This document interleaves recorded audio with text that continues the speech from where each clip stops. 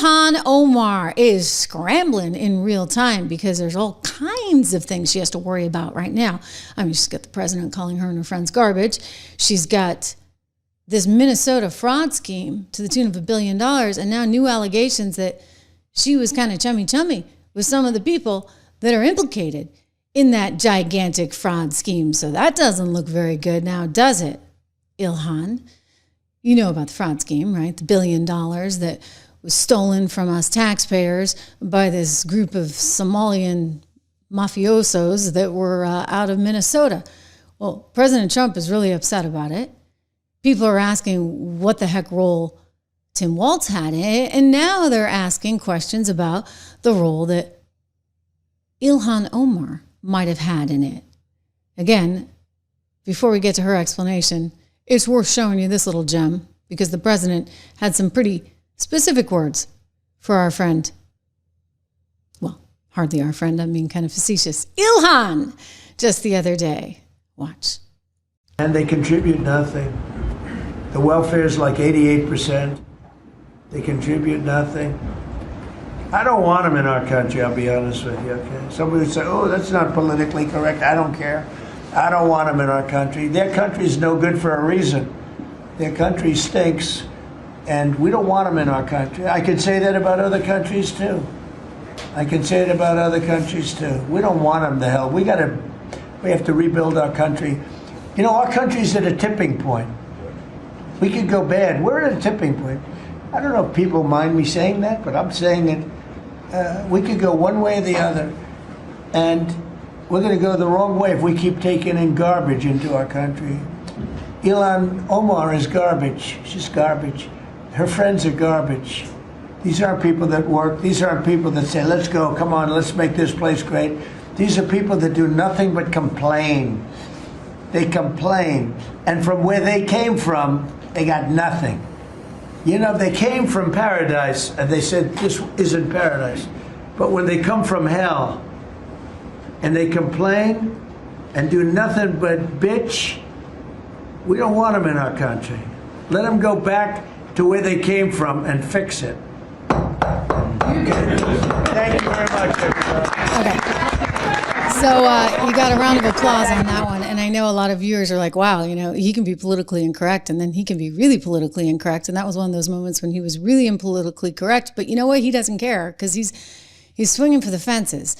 Rich Lowry, we talked about this the other day, and Rich Lowry is someone who's not necessarily a Trump fan, but he's certainly not an Ilhan Omar fan, and he has no interest in having these scammers in our country. He's making the point that she's made a bundle, right? Think about her husband, who's worth apparently like $30 million.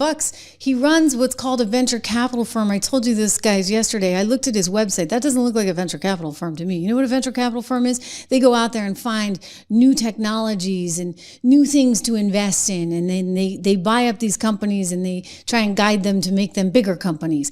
That's what VC firms do. This guy seems to be a straight old-fashioned lobbyist if you look at his website. Venture capital, my you-know-what. Anyway, she's scrambling now because people want to know what she thinks.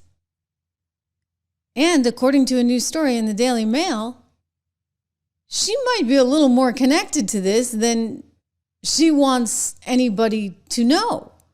So let me show you what they are reporting at this moment in time. Can we get this onto the screen? I think we can. This is out of the Daily Mail. Ilhan Omar's links to Somali food fraud scheme in Minnesota. Minnesota revealed. So they're saying she's somehow connected to one of the kingpins in this whole thing. New details reveal Ilhan Omar's potential links to those connected in the Somali fraud case in Minnesota. So they were apparently getting like millions and millions and millions of dollars for all of this food that was supposed to be going to serve people who needed it. And it started in March 2020. And it started, because people wanted to do the right thing. And somehow it went terribly wrong. Here's the article. Again, I'm going to put some more of this on the screen. You see that according to this right now, we've learned that there are new details effectively coming out that indicate that one of the guys that she was friends with, she was friendly enough with him that she decided to host her victory dinner her victory party there at his restaurant.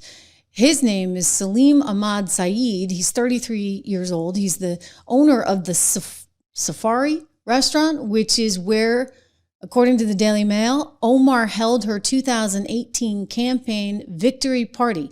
He was apparently convicted in March 2025 on 21 counts, including wire fraud, federal program bribery, and money laundering. He allegedly pocketed $5 million from the scheme, funneling money through Feeding Our Future for his own enrichments rather than for the child nutrition program he was supposed to be involved with.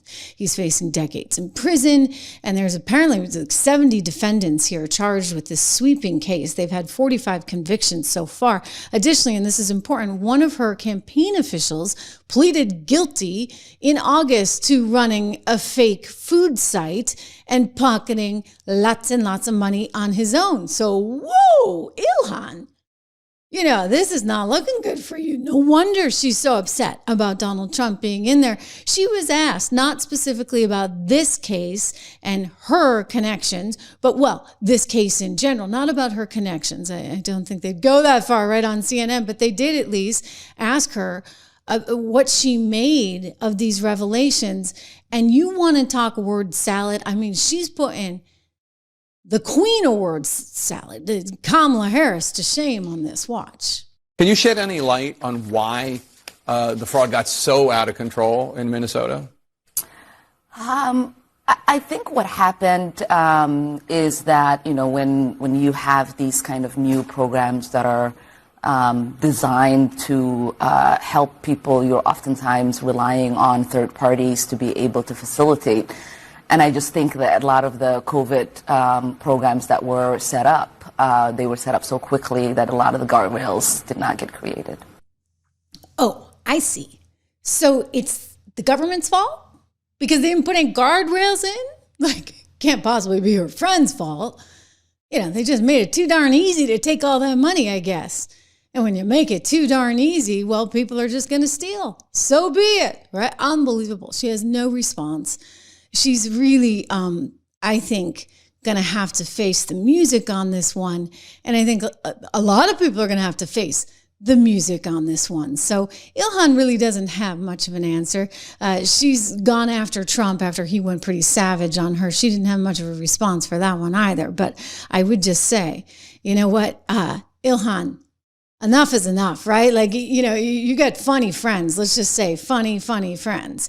And the White House is not done looking into the possible implications of really bad groups, like terror groups that may have been associated with this whole $1 billion scheme. You saw Caroline Leavitt talking about Tim Walz in Minnesota and the $1 billion and their fears about where some of this money might have gone just the other day. And jeopardize the safety of law-abiding American citizens.